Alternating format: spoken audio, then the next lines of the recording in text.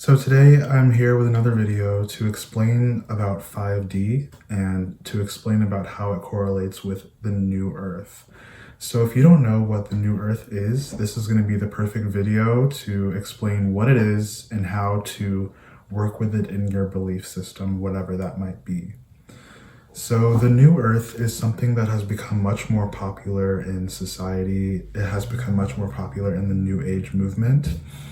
And I just want to sort of clear up a little bit of some misconceptions and talk about how you can really see it in your life as soon as tomorrow. Like just something simple for you to get behind so it doesn't seem as complicated.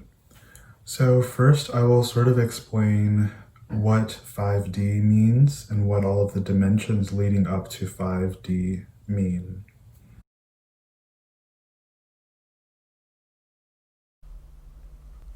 Okay, so how does 5D, and more importantly, how do all of the dimensions work?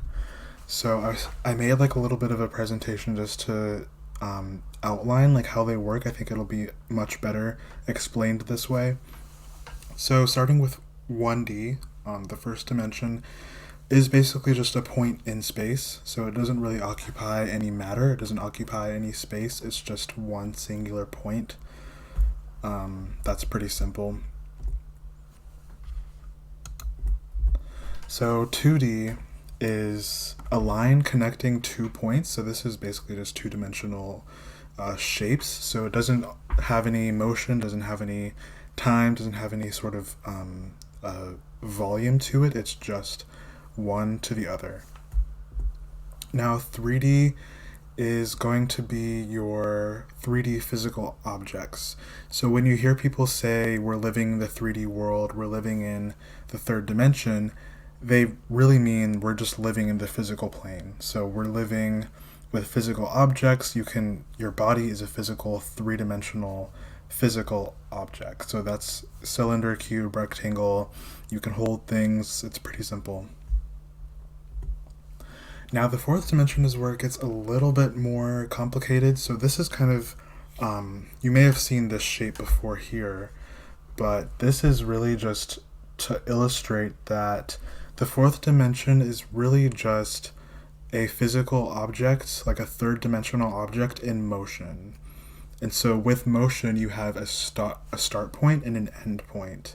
So really it's just time, right? So that's honestly just how it works. It's when you take, like if say you're rolling a ball down a hill, if the ball were to just stay there, that would be third dimension. It wouldn't be anything past that. And once it starts to move and actually have motion, that would be the fourth dimension. So now when you get into the fifth dimension, this is when it starts to get into infinite timelines. And basically the fifth dimension on a physical, like physics level, is when you have a timeline, a fourth dimensional timeline, and then you open it up to all possibilities that could possibly happen. So say like right here, this is just kind of like the more popular version of like a multiverse, but then here you have sort of like a crossroads or like a splitting road. So where you have like you're sitting watching this video, for example, and you're thinking about what am I going to do after this? Are you going to eat dinner? Are you going to eat breakfast? Are you going to go outside? Are you going to walk your dog? Are you going to go to the bathroom? Are you going to drink water? There's so many things you could do, and you can visualize every single possibility, or as many as you would like to, and you have the free will in this present moment to just do whatever you want to do after this moment. And so that's kind of where the multiverse, like the sort of infinite timelines, the splitting timelines, that's where this kind of comes into play. And so that's kind of where manifestation also comes into play, because in order to split timelines, you need to set an intention and manifest a certain outcome. And that outcome is going to depend on which timeline you choose, if that makes any sense. So that's just how this is like a more easy way for me to look at it. And so this is kind of another sort of graphic to look at just to sort of explain what 5D is. So it's really just like the guy is like sitting right here at his computer. He could think of various things to do. He could go play with his dog. So say he chooses to go play with his dog. He's just chosen one timeline versus this one. So the version of the timeline where he goes and goes surfing, that's just one of an infinite number of timelines. But in his mind, he's only choosing between two. So he chooses to go play with his dog, for example. So this is another just scenario where he's going to say, okay, I want to eat watermelon, or I want to go, I don't even know what he's doing here, but whatever he's doing here. So he can choose to do either of these things out of an infinite number. So again, like if you're sitting here, or if you are choosing between two pathways in your life, the act of choosing one over the other is therefore exercising 5D.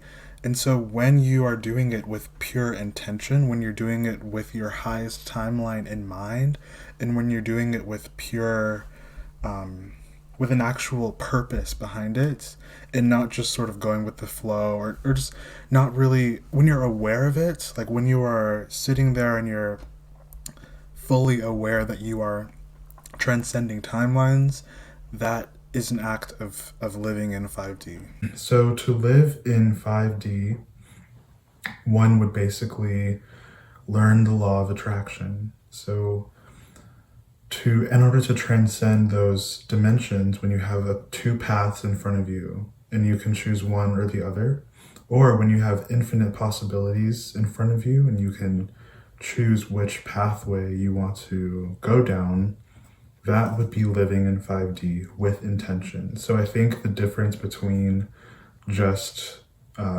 living your life and making decisions off of your own free will, the difference between that and living in 5D is being able to intentionally make those choices in order to get towards a certain outcome.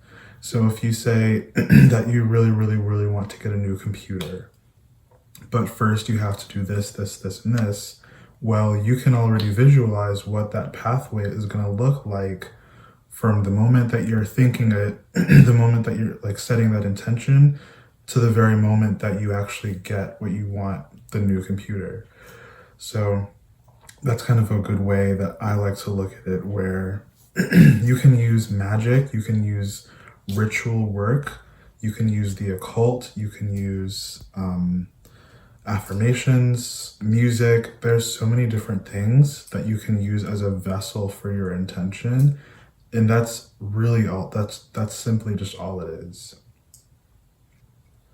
So now getting into the new earth concept. And so I want to sort of make the distinction between what is new earth versus what is new age.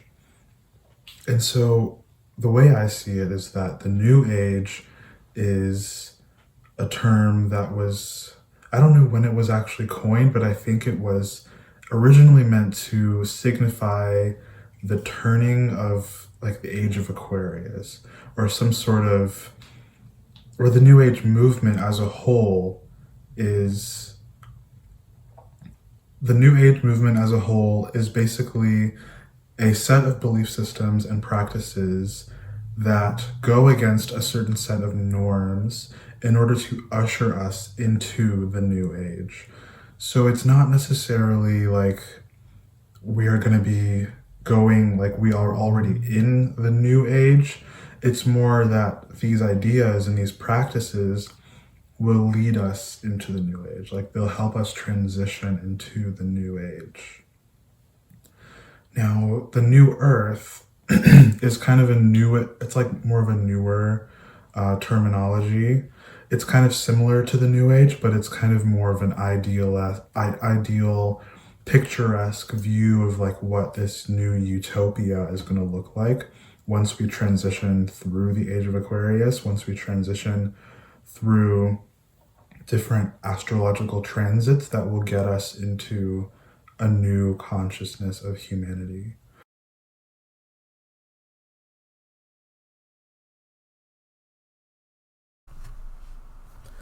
So, the New Earth is. It was originally founded as an expression used in Christian mysticism to describe the final state of redeemed humanity. So, just sort of a time when humans have transcended sin, I guess. A time when humans have transcended all of their shadows, all of their baggage, essentially, to essentially just get to a realm, a new timeline where everything is awakened. Everyone is awakened. Everything is just a living, breathing embodiment of Gaia. And so this is not unlike the concept of Eden. So in Christian mysticism, Eden is a place of purity, honestly, just a place of pure, wild nature, no civilization, just paradise. No sin, no evil, everything is working as it should, and it's kind of like a golden age before humanity sort of interfered with everything. And so people perceive the new earth as a transition, or sort of like a transition through the multiverse theory, through the fifth dimension, and entering into this new timeline. So, through that multiverse theory, the idea that there's an infinite amount of universes that we could possibly shift into at any given time, that also translates into the multi-Earth theory, where there's an infinite number of Earths with different possibilities, different sorts of changes that are slightly different or vastly different from the one that you're living in right now. And so, through this idea, people look at the Golden Age, people look at the New Earth as being a higher dimensional frequency where not a time where humanity has transcended sin, but a time where humanity has transcended its own shadow. A time where everyone is awakened, everyone is dedicated to peace, everyone is dedicated to love, and just the world is just surrounded by love and light, and just everything is good. That's how I perceive it. That's how I've seen most people perceive the new earth. Just a place where you're truly living in your purpose. Everyone is living in their purpose. People are truly just embodiments of their spirits, embodiments of love. Everyone has come back to that true essence of just love. And some people in the starseed community and just in the spiritual community in general look at the new earth as a time when humanity comes together with its ancestors, or a time that humanity comes together with higher frequency versions of itself. And for a lot of people, that would be extraterrestrials. Just for the starseed movement, you if you're watching this and you're a starseed, which if you are watching this, you probably are a starseed. Um, but a lot of us starseeds have lineage in other collectives of consciousness, other collectives of intelligent life. And so the new age, the new earth, would be a place where it's okay to be a starseed, where it's okay. Everyone is working on those high frequency bandwidths of perception, of consciousness, of living their lives, that you can interact with ETs. Like, it is a normal thing.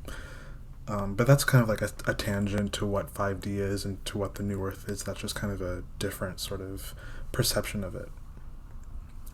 But most people perceive the new earth as just being a golden age, a place where everyone is free to be themselves, a place where everyone is dedicated to freedom. So, as we progress as humanity on Earth from it's from our conception really on the planet. We've been through many, many ages. We've been through many civilizations, many reflections and projections of what a civilization will look like. So,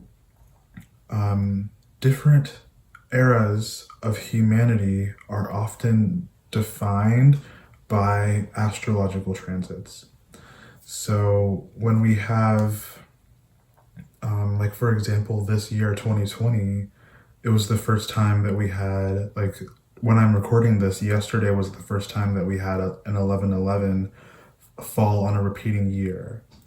And obviously, that signifies a lot of shifts, a lot of overthrowing power, a lot of overthrowing and just changes of the way that we function as a society. And so, when we move through when we move to the age of Aquarius, this is when the consciousness of humanity begins to take form that is sort of associated with that specific aspect. And as we know, Aquarius is associated with learning, associated with a lot of revolution, a lot of change, a lot of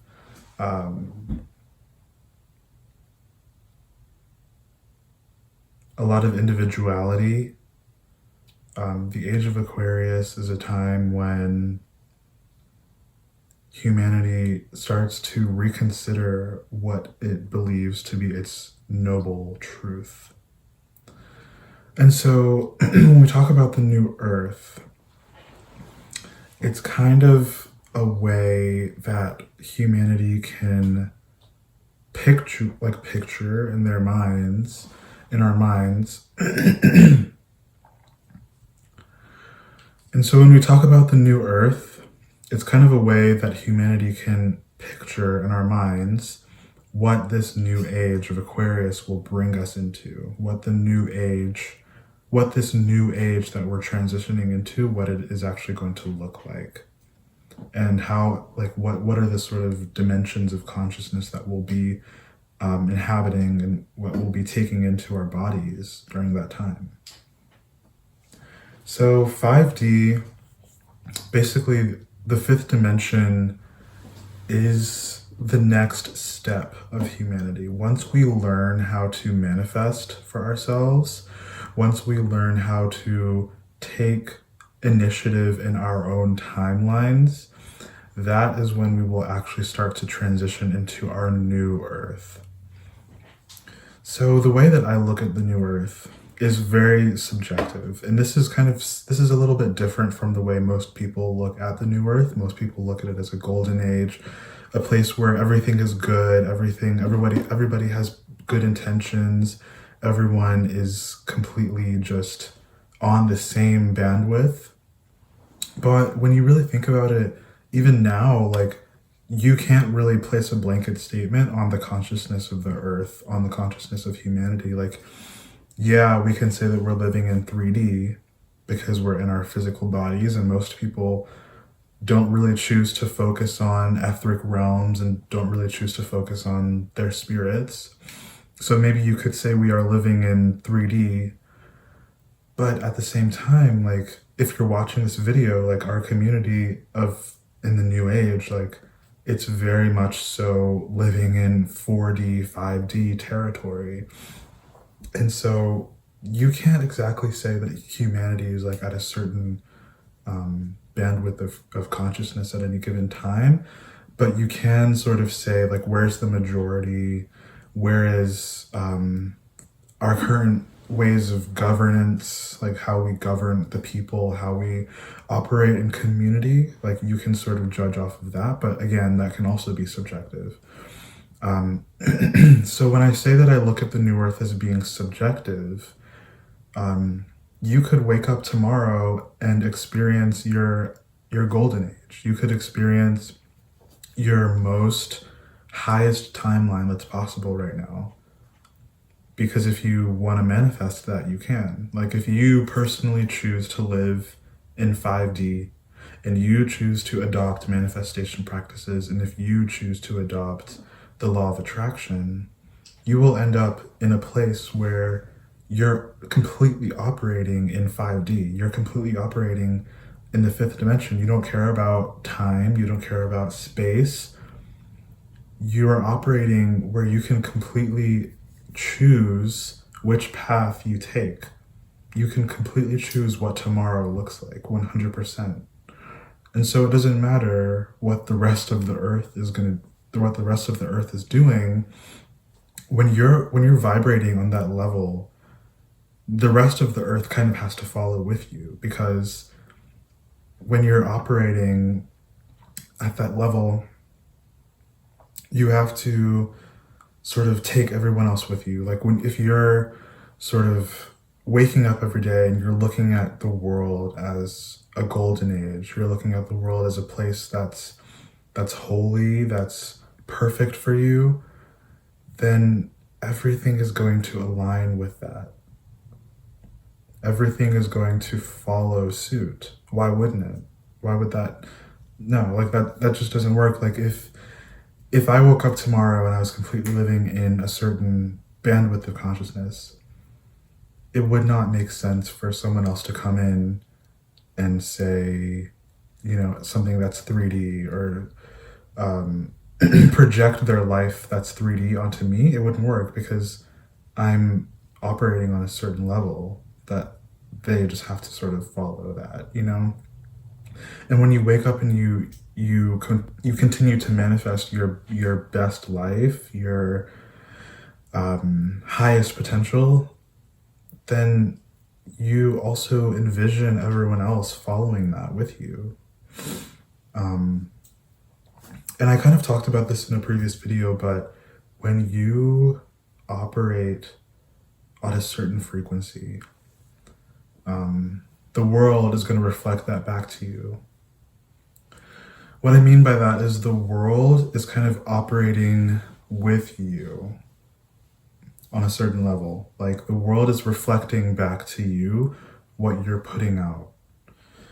Everything is a reflection of some aspect of your inner self.